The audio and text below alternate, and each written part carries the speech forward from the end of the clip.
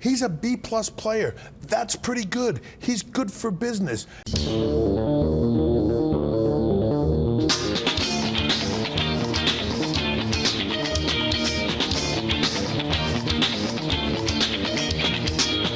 So I bought Wanted Weapons of Fate, the video game tie-in to the film Wanted, based on the graphic novel, Wanted. I picked it up because it was cheap at £2, and I read it was an easy platinum. And wanting to increase my platinum trophy collection, I decided to get it. Platinuming.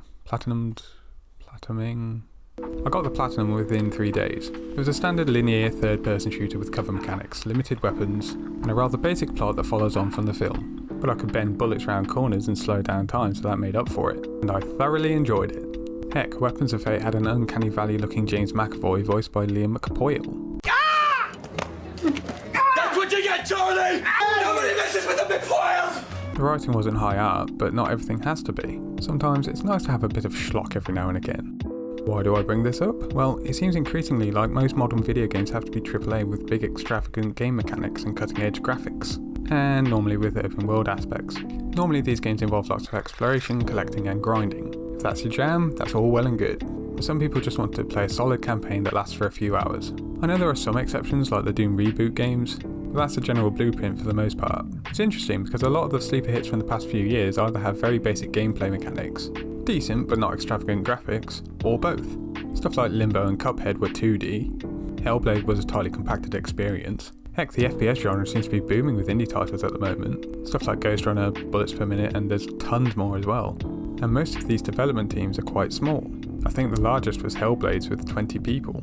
My point being is that the amount of subsidiaries some of these big video game companies have, they could get a small team to work on a tightly compacted experience and knock out a AA or B level game in a year, charge a reasonable price for them, let's say half or even a third of a AAA game, and it will probably sell pretty well, depending on IP name, recognition, gameplay mechanics, all that stuff. Doing that instead of putting all their eggs in the AAA basket. Ubisoft were trying it with Rayman Origins and Rayman Legends, and they seem to do quite well, although Ubisoft decided to drop the idea for some reason, probably not enough room for loot boxes and grinding for them. AAA games seem to be increasingly going on spectacle over gameplay. Nothing wrong with that, but that leaves an audience who enjoys challenging gameplay with limited options. There's a reason Dark Souls and its difficulty took off, and then subsequently people trying to rip it off, like Neo and the latter Assassin's Creed games.